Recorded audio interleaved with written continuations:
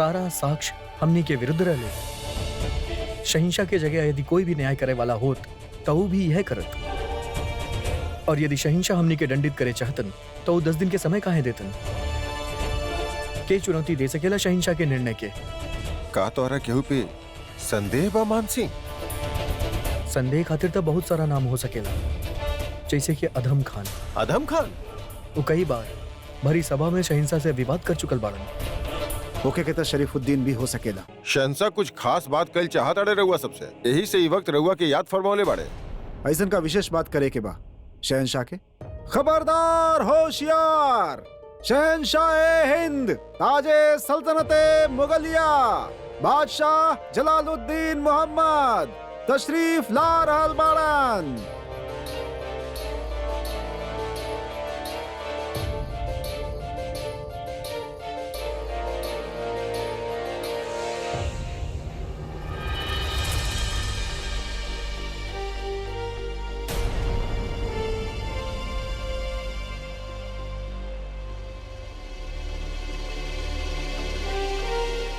हमरा ही हुकुम से तू सबके नजर बंद कैल गईल। हमारी हुक्म रहे कि तू सबसे केहू मुलाकात ना कर सकेला, पर खबर ही कुछ ऐसन रहे जो हमके तहरा बतावे के ही रहे। खबर ई बा कि कल राजा भारमल खुद हमरा कहे पे आगरा में तशरीफ ला रहल बाड़े।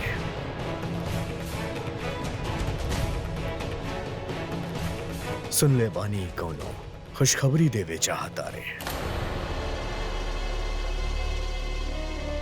अब हम तू सबसे ही पूछे चाहता नहीं कि या तो वो हमके सबसे पहले खुशखबरी दे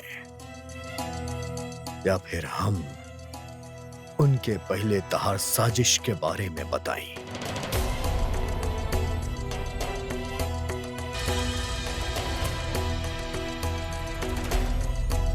तू लोग कोनो जवाब ना देला। ठीक बा, हम खुद तय कर लेब कि का करे के बाद तू सब जा सकेला।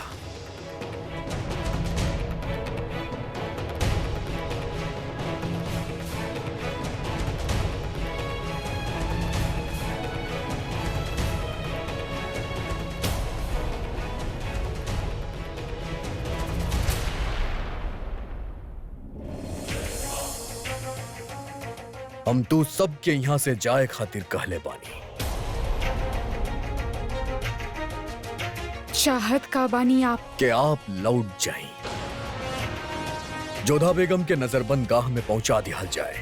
हम पूछनी आप का करे चाहत बड़े? का करे चाहतानी 10 दिन के बाद तहरा मालूम हो जाए। आप हमार बापू सा के साथ का खेल खेले चाहत बड़े? गुनाहगार के सबक सिखाइल बादशाह के जरूरत नहीं खे। यदि हमार बापू सा के साथ कुछ भी अनिष्ट भइल तो हम सहब ना। काहे? जब अपनन के चोट लागेला त खून जलेला ना जोधा बेगम। अरे हाँ, 17 बार रिश्ता ठुकराए जाए के बाद अब जाके आपके बहन के रिश्ता तय भइल बा। बहुत खुश हुई हैं आपके वालिद साहब और आपके खातिर भी रिश्ता बहुत अहमियत रखत हो। काहे ना ई बात के लेके जश्न मनावल जाए। शहंशाह ऐसा मत करी।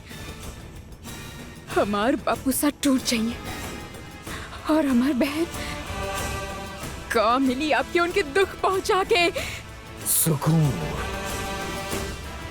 और आपके तकलीफ पहुंचा के हमके सुकून मिली।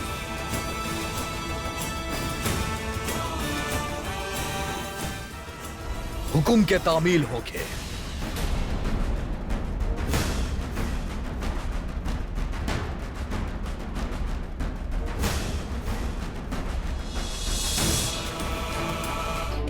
सुनले बानी राजा भारमल एजा तशरीफ ला रहल बड़े। हम जानल चाहतनी शहंशाह राजा भारमल और बाकी आमेर के लोगन के साथ कैसन सलूक करता रहे? जाने खातिर तो हम भी बेकरार बानी कि राजा भारमल शहंशाह से बचिए कि ना। देखे चाहब दीवानी खास में शहंशाह राजा भारमल के कैसे इस्तेकबाल करेले दिखाई।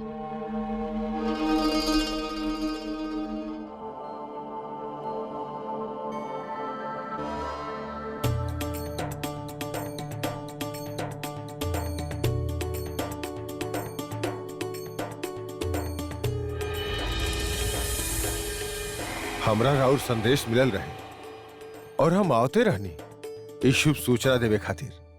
हमनी ओर से ये तुच्छ भेंट रहुआ खातिर।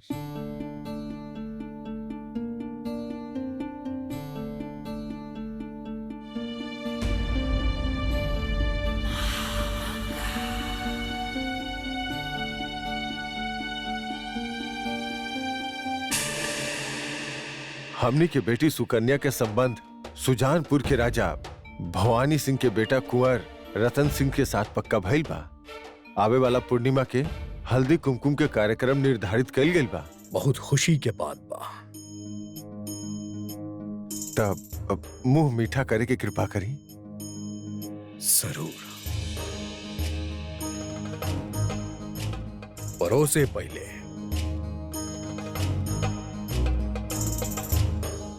आप खाई।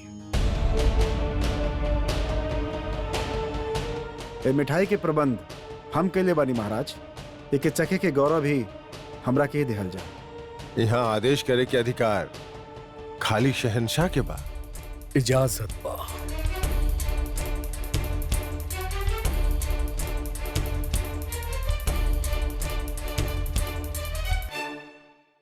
आपके बुरल लागल हुई राजा साहब, लेकिन का करी, आजकल आगरा में जहर खुरानी को ज्यादा होता। हम समझनी ना। समझ जाएगा। ये का कर रहल बा जलाल? राजा भारमल के सच बतावत काहे ना? खैर, हम एकर लुत्फ इत्मीनान से बाद में उठाइब। इनके ले जाइल जाए। शहंशाह राउर अनुमति होके इजाजत बा। किंतु हम तो अपन बात अभी पूरा भी ना कहनी। जाहिर से बात बा राजा साहब, इतना दूर से आयल अपन बेटी के ससुराल में वालिद सबसे पहले अपन बेटी के दीदार करे चाहत हुई है। राजा साहब की उनके बेटी के पास ले जाइल जाए। धन्यवाद।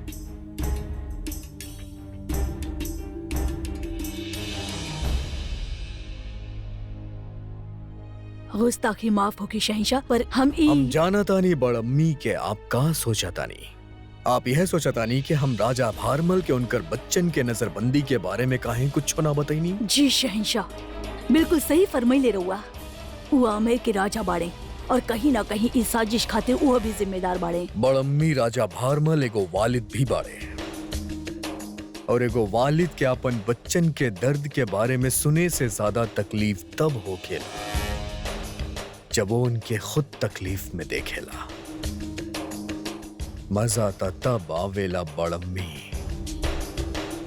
ज्यादा इंतजार ना करे के पड़ी, वो बहुत जल्द खुद दिल मिला के हमरा सामने आई है, आंख में अफसोस और जबान पे सवाल लेके।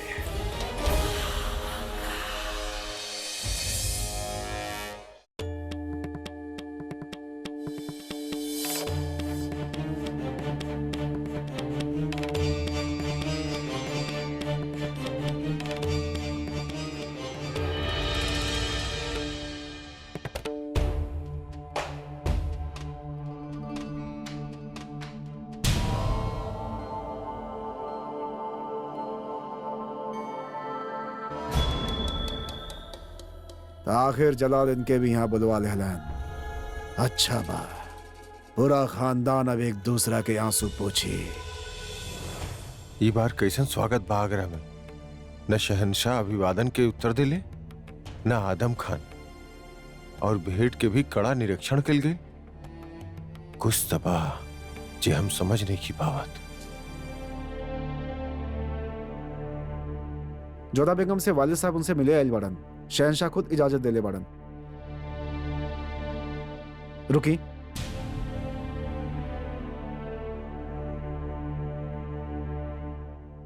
इतना कड़ा सुरक्षा, बात का बा?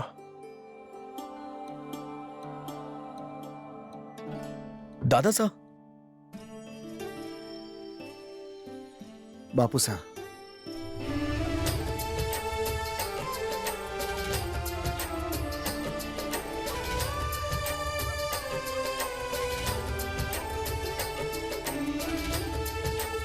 तू सबके बहुत बहुत बधाई होके।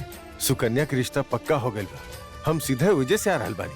हाँ, शहंशाह बतैले रहन की रहुआ इस शुभ समाचार लेके आयल बानी। कब बापू साहब के ज्ञात बा? कि यहाँ हम सबके बंदी बना के रखल गेल बा। उनकर प्रसन्नता से सन दिखत नहीं है। शहनशाह बड़ा चतुर बाड़े। हम उनकरा से कुछ कहती ओकरा से पहले ही उ समझ गेले कि हम तू चारों से मिलल चाहतनी। उ हमरा एजा भेज दे। कहीं ऐसा थे ना कि बापू सा के भी बंदी बनाए के विचार होके शहनशाह जलालुद्दीन के। जोधा कहाँ बिया? हमरा ओकरो से मिले के रहे।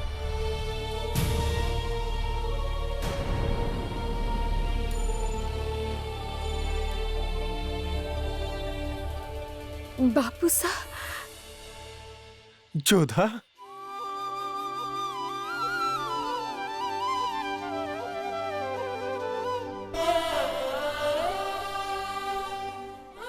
अखंड सौभाग्यवती भव। सूचना मिलल कि आप आयल बानी तो हम आपसे मिले खातिर अनुमति लेके आ गई नी। अनुमति लेके? बात का बा? बात बात में अनुमति और इतना कड़ा सुरक्षा और महल के एकांतवास में तू लोग के यहाँ काहे रखल गेल बा? बोला, क्यों बतावा हमरा?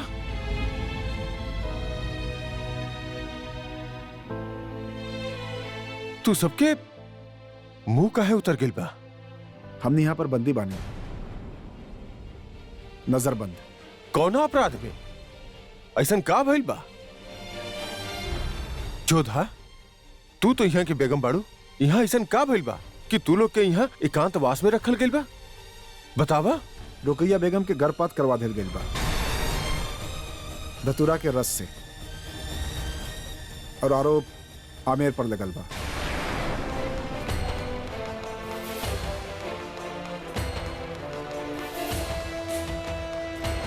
हम चाहता नहीं आप खुद अपना हाथ से रुकैया बेगम की केसर दूध में मिला के पिलाएं।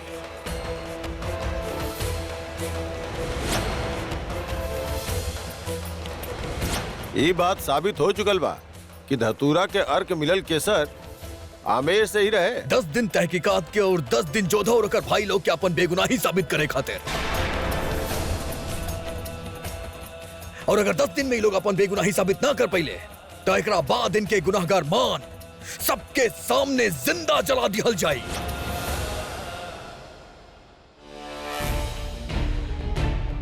हम समझ सकेली खुद पे इल्जाम जान के का गुजरी राजा भारमल पे, पर काश हम वहां मौजूद होती, उनके चेहरा के बदलत रंग देख पाती। परंतु ये सूचना हमरा शहंशाह स्वयं काहे न दिले? हम उनकरे से मिलके दार हाल बानी। अब हम समझनी कि हमार लावल भेंट के इतना कड़ा निरीक्षण काहे कल गए। हमार लावल मिठाई के हमरे चौके खातिर काहे कहल गए। शहंशाह के संदेह है कि हम कहीं उनकरा विष मत दे दी। हे देवी माँ, बापू सा, अब कहाँ जा रहल बानी? हमरा शीघ्र ही शहंशाह से मिले के हो कि जोधा, जे तू लोगन के साथ भई वो ठीक ना भई। हमरा उनकर संदेह शीघ्र अति शीघ्र दूर करे के पड़ी।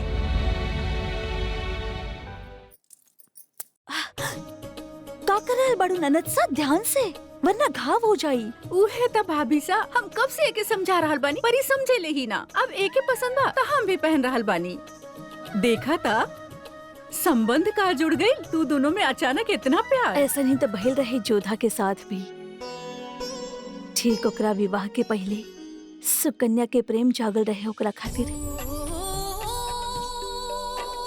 अब रहुआ हमसे कुछ ना छीन पे जोधा जीजी। हम सच में बहुत खुश बानी।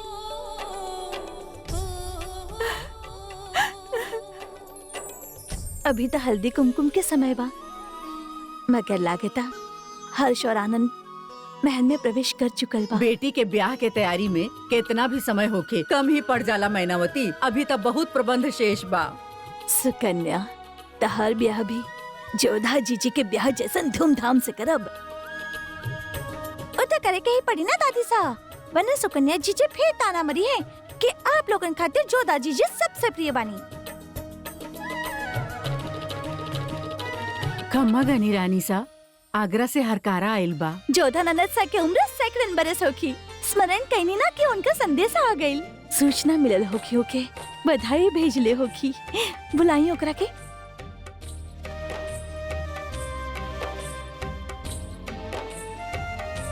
कहा क्या समाचार बा?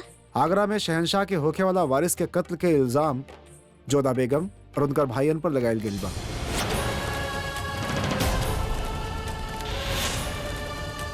और उनके नजरबंद कर देल गेल बा।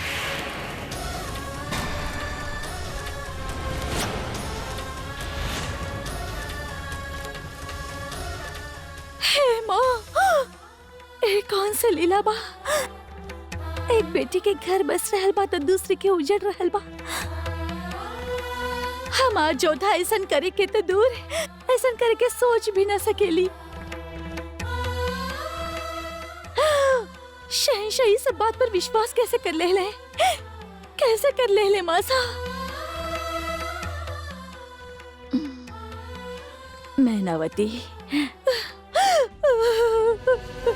राजघराना में षड्यंत्र और दोषारोपण होती रहेले, एमे चिंता करे के कोनो बात ना बा।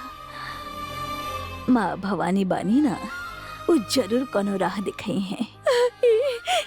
हमनी के साथे काहे हो रहल बा मासा? अभी तो हम आगरा से लौटल रहनी, कुछ आशा लेके। लागत रहे सब कुछ ठीक हो जाए, और शकुनी भाई भी कहले रहली सब कुछ ठीक हो जाए। और अब काहे हम मासा, हम कहाँ करें? एक बेटी के दुख के समाचार सुन के दूसरा खातिर मंगल गीत कैसे गाएं हम मासा? मासा, हम बचपन से ही जोधा जीजी पे आरोप लगावत आ रहल बानी कि वो हमार हर वस्तु पे अपन अधिकार जमैली, फिर चाहे वो चूड़ी होखे या दुपट्टा। पर मासा, हम आज ही ना कहा कि वो हमार प्रसन्नता छीन लेनी। काहे कि हम समझ रहल बानी कि वो कौने पीड़ा से गुजर रहल बानी। मासा, ये समय मंगल के विषय में ना, बल्कि जोधा जीजी के पीड़ा के समझे के समय है। मैनावती, तू एक राजरानी बाड़ू। ऐसन कठिन समय में तो के हिम्मत से काम लेवे के होगी। हमार विश्वास कर मैनावती, जैसे सोना अग्नि में तप के निखरेला ना मैनावती, वैसे ही जोधा के मान आरोप की अग्नि से कुंदन बन के दम की। आप हमरा के बताओ नहीं काहे ना शहंशाह कि आप हमार लइकन के बंदी बना ले बानी। हम उम्मीद ना तोड़े चाहत रहनी आपके, पर फिर इतना घिनौना साजिश रहे कि हमके डर रहे कि कहीं हम अपन जबान से कहब तो हमार जबान मैला ना हो जाए। बेहतर रहे अगर आप अपन बच्चन से खुद उनकर कारगुजारी सुनी। अब तो आपके पता ही चल गई हुई कि उन लोग कौना बेरहमी से हमार औलाद के मरले पारे। शहंशाह, ये दुर्घटना के बहुत खेद बा हमरा। रहुआ साथे जौन कुछ भी भइल बहुत बुरा भइल, किंतु ठीक से जांच कैले बिना हमनी के बच्चा पे ई तरह के आरोप लगावल कहाँ उचित बा।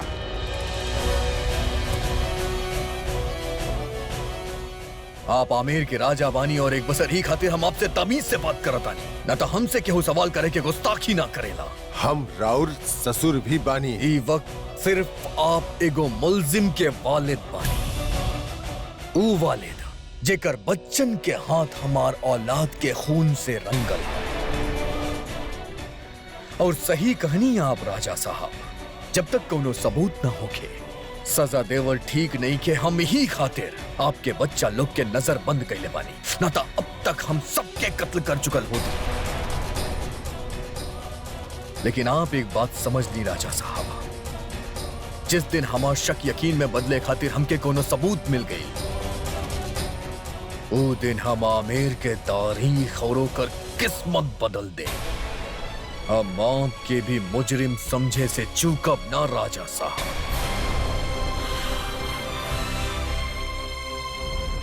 इनकर मेहमान नवाजी खातिर पुख्ता बंदोबस्त कैल जाए बड़न में। इस ससुर बाड़े हमार जैसन की कहले, इनकर खातिरदारी में कोनो कमी ना होके के चाहिए।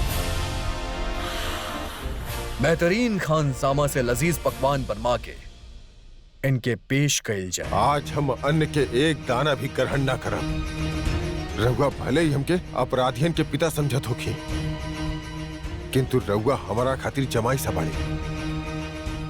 राउर घर से शोक सूचना मिलल, आज हम उपवास रखब।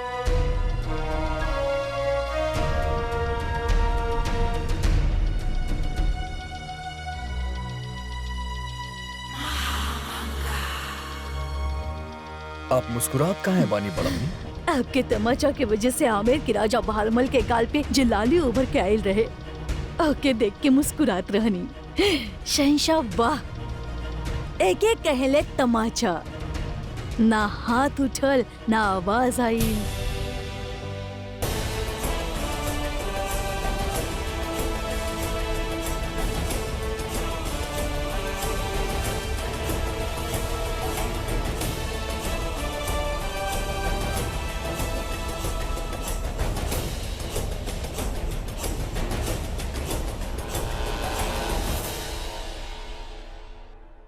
कहीं बड़म्मी का सवाल बाप के जहन में? दीवाने खास में शहंशाह के हुक्म काटल अदब ना, ऐसे हम रउआ से कुछ ना कहनी, लेकिन यहाँ अपन बेटा से अकेले में कुछ पूछे चाहब। आमेर के राजा बहारमल के मेहमान नवाजी के सबब काबा जलाल। अगर रउआ आमेर के शहंशाह के नजर बंद करके रख ले बाड़े तो फिर आमेर के राजा के काहे ना? अगर उ धतुरा के अर्का आमेर से आयल बता ओकरा खातिर राजा बहारमल भी जिम्मेदार बाड़े।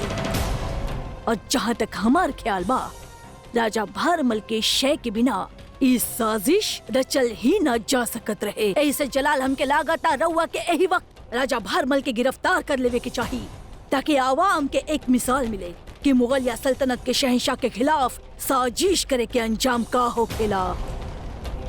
उन पे दरिया दिली दिखाई सल्तनत के बागियन के हौसला बुलंद कर सकेला। जब शिकार सामने आ ही गइल बा तो शिकारी के शिकार करे के ही चाहिए जलाल।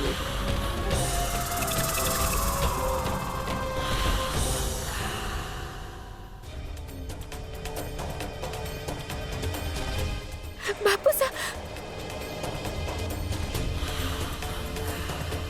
हमके आपके हिरासत में लेवे के कोनो अफसोस नहीं के, आपके बिना होके के चाहिए।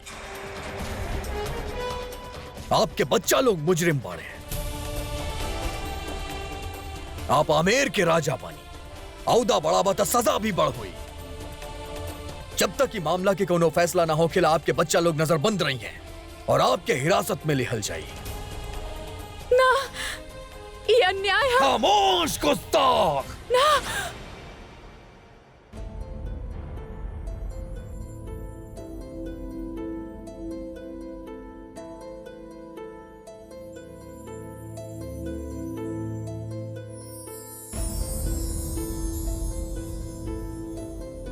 कितना भयानक स्वप्न रहे।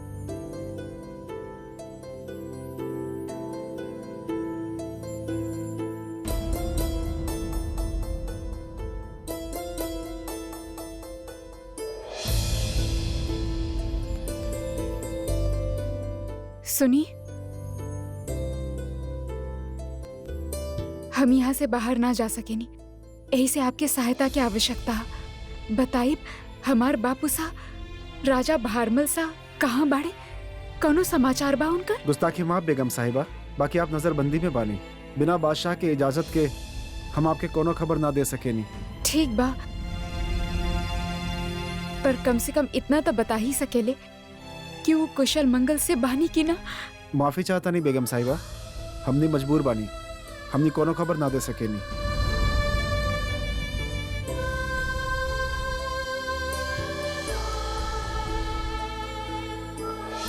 क्या करी, कैसे जानी बापू सा के विषय में? न जाने शहंशाह कैसन व्यवहार कैले होगी उनके साथ।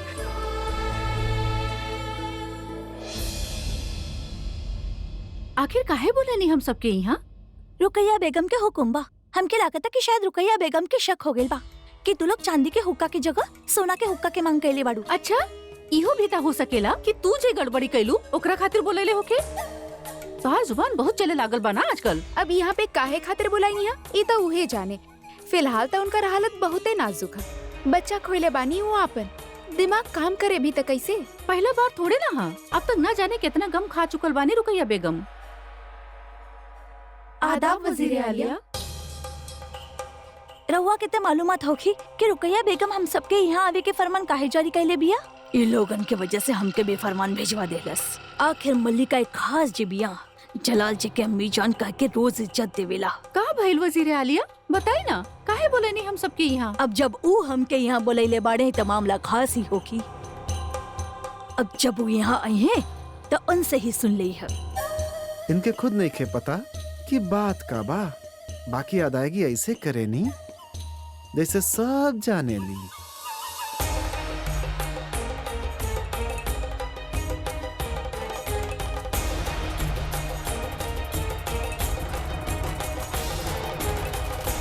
सलाम अलैकुम मल्लिका बेगम। वालेकुम अस्सलाम। सब जाने ले कि हम केवल आपन औलाद ना खोईनी, मुगल सल्तनत आपन वारिस भी खोई बा। जोधा बेगम और उनके भाई लोग के नजरबंद रख ले बा, काहे कि फौरी तौर से शक उन पे ही बा। लेकिन एकर मतलब ई ना कि बाकी सबके बेदाग मान लेहल गइल बा। हमके तब तक यकीन ना होगी जब तक माकूल सबूत और गवाह न मिल जाए। शक के दायरे में ई महल के हर एक शख्स बा और हरम के बाशिंदा भी, फिराज तू, रुखसार तू और नाजिम तू भी, यहाँ तक कि होशियार और रेशम भी। यानी कि शक के घेरा में हम भी बानी। जैसन कि हम कहानी, जब तक हमके मुकम्मल यकीन न हो जात हर केहू शक के दायरा में बा महामंगा। लेकिन हम आप सबके यही खातिर न बोलेनी, बल्कि खबरदार करे खातिर बोलेनी। हाँ, गुनहगार एक और बाकी बेगुनाह। तो आपन बेगुनाही साबित करे के रउआ सबके पास एक मौका बा। अगला 10 दिन तक, जब तक शहंशाह तफ्तीश करी हैं, हम चाहतानी कि रउआ सब आपन नजर होशियार रखें। छोट से छोट बात और छोट से छोट सबूत भी अहमियत रखेला। बेगम रुकैया, हरम हमनी के जिम्मेदारी बा। हम रउआ से दरख्वास्त करत बानी कि गुनहगार के ढूंढे के जिम्मा हमरा पे सौंपल जाए। जलाल के हम अपन बच्चा की तरह पल्ले बानी और हमार बच्चा अपन बच्चा खोइले बा। हमके खुशी होगी बेगम रुकैया अगर गुनहगार के हम पकड़ सकी। और वैसे भी रउआ बहुत तकलीफ से गुजर रहल बानी। राउर तबीयत नासाज बा, रउआ आराम फरमाई, बाकी सब हम पे छोड़ दी। हमके कौनो फर्क ना पड़ेला कि काम रउआ करे या केहू और। हमके असली गुनहगार चाहिए बस।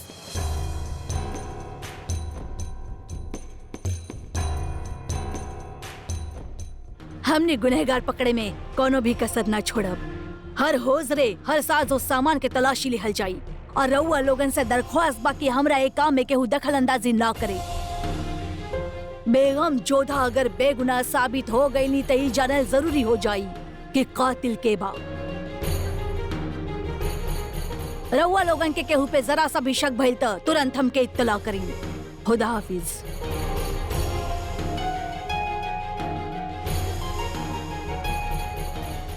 अगला फरियादी के पेश कइल जाए। अगला फरियादी हाजिर हो।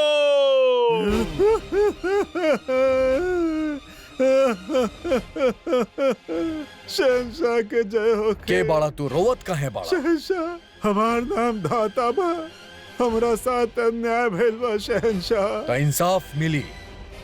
फरियाद का बाताहार। हमार बेटा के हत्या कर देल गई। तू हमार इकलौता बेटा रहे शहंशाह। बेगम रुकैया के हमल गिर गई जलाल। हम तहार दर्द समझ सकेली। के और काहे तोहार बेटा के कत्ल कैले हमके मुकम्मल जानकारी दा।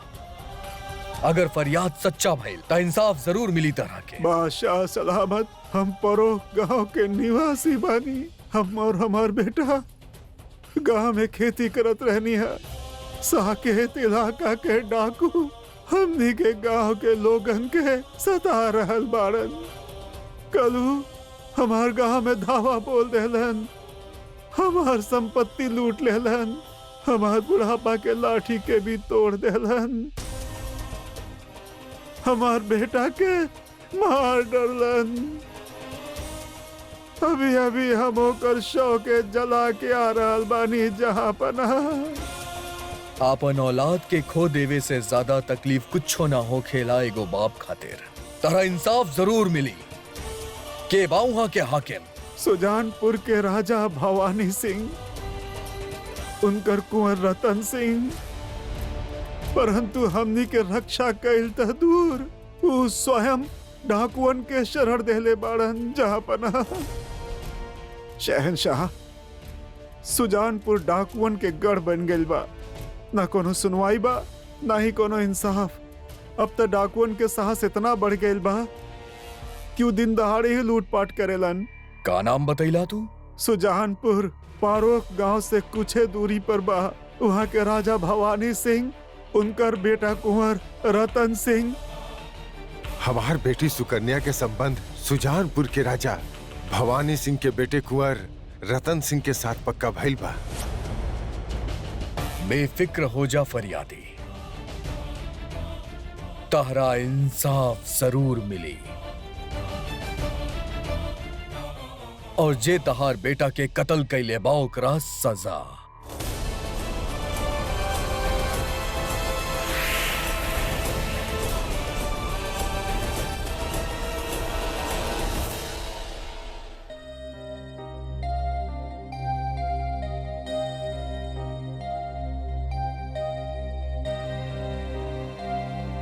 आप शुभ सूचना लेके आ रहे बापू साहब,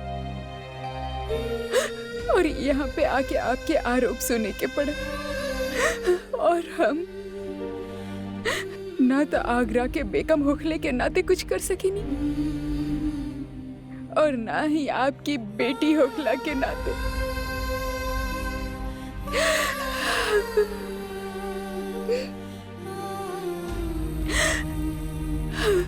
बा अदब, बा मुलाहिजा, होशियार।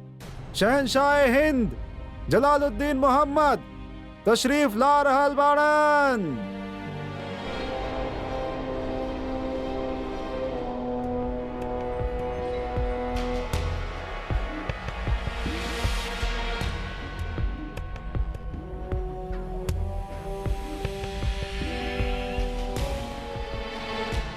तू जाने लो हमके सबसे ज्यादा सुकून कौना बात से आवेला।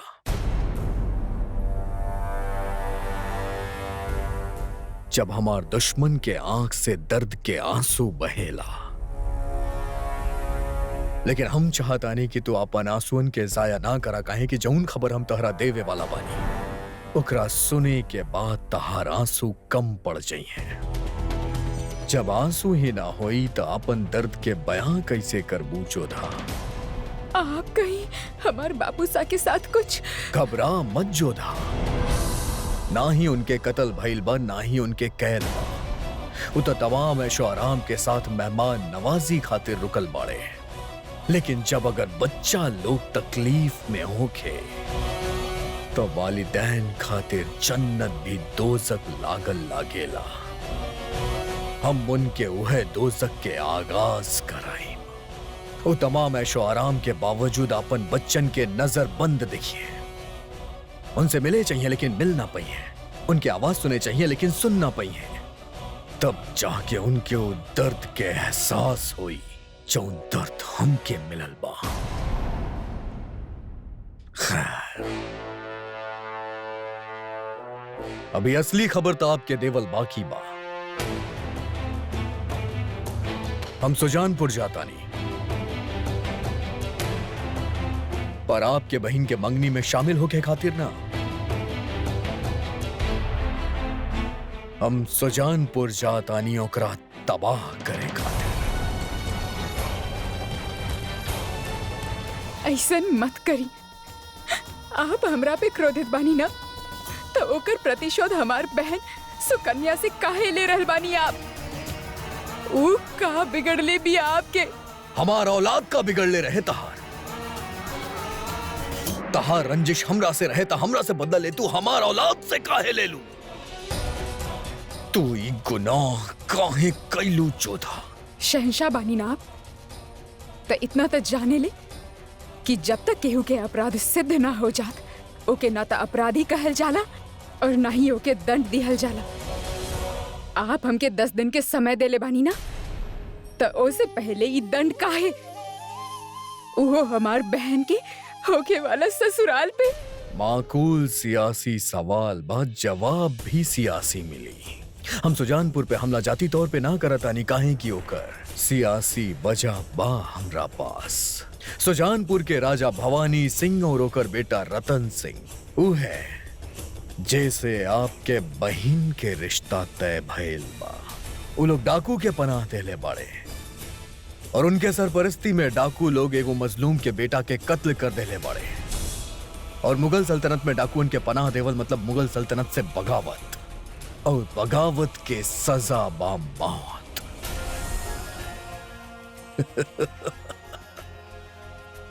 कितना अजीब इत्तेफाक बाना जोधा। आजकल जितना भी गद्दार सामने आवत अरे सबके रिश्ता तारा से जुड़ल बा। शहंशाह, हमार निरपराध बापू सा के आप दंड मत दी। एक पिता खातिर ऐसे बड़ा दुख और का हो सकेला कि ओकर बेटी के संबंध टूट जाए। हमसे प्रतिशोध लेवे चाहत बानी ना आप त ली, हमरे साथ जे अन्याय करे के बा करी। हमके दंड देवे चाहत बानी त दी, यदि आप हमके मार डाल देवे चाहत बानी तब मार दी। ना जोधा, अगर तारा मार देव तो सजा केकरा के देव? हम तारा के मारब ना, तारा इतना सताइब इतना तड़पाइब कि तारा मौत भी सस्ता लागे लागी। तो हमरा सामने गिड़गिड़ाइबू भीख मंगबू मौत के, लेकिन हम तहार मौत से भी बुरा हाल करब। ये उचित ना ह। आप उनके केवल हमार संबंधी होकला के नाते दंड दे रहल बाड़े। तारा जौन सोचे के बाद सोचा जोधा, काहे कि तोहार सोच पे हमार जोर नहीं किया और हमार फैसला पे केहू के रोक नहीं के।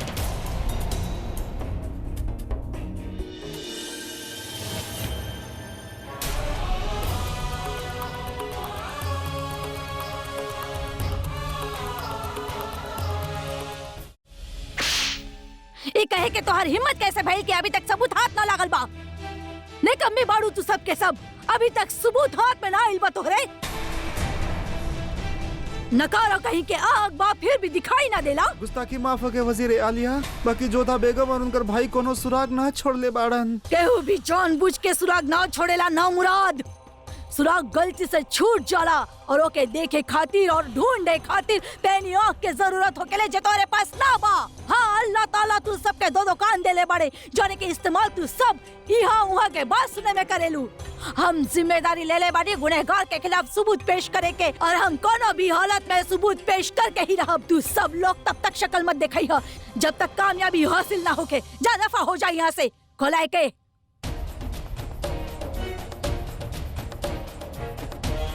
वजीर आलिया, आप रह दी, हम कर लेता नहीं। अगर तू कर सकतू तो अब तक कर चुकल हो तू। सबूत हमरा हाथ में होकर समझ लो। जा यहाँ से। एक खास मकसद खातिर आप सबके नजरबंदगाह से बाहर बुलाइल गइल बा। हम सुजानपुर के खिलाफ जंग के ऐलान करे जाता नहीं। शहंशाह, रहुआ तो भली भांति जाना था नहीं। सुजानपुर के कुंवर रतन सिंह के साथ हमार बेटी सुकन्या के विवाह होके वाला बा। बेशक हम जाने ली, पर का आपके मालूमात है कि सुजानपुर के राजा और उनकर बेटा पारोख पे हमला कर रहल डाकुअन के पनाह देले बा।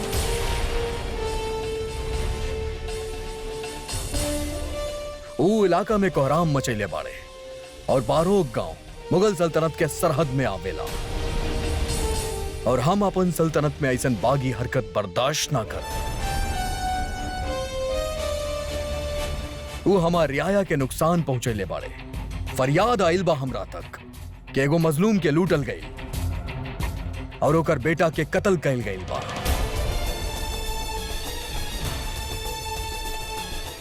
और ये हमरा से बेहतर केहू ना समझ सकेला कि औलाद के खोइल के दर्द का होखेला।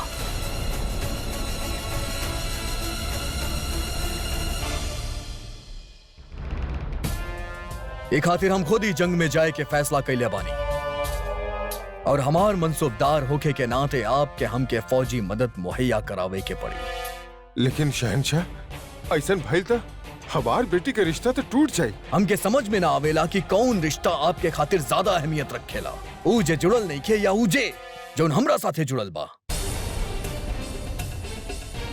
जोधा बेगम भी तो आपके बेटी बाड़ी ना। एक खातिर मुगल सल्तनत के मनसबदार होके के नाते ई वक्त आपके अपन वफादारी निभावे के मौका मिलल बा। फैसला आपके करे के बा राजा भारमल जी, काहे कि हर हाल में आपके कोनो एक बेटी के रिश्ता खतरा में बा।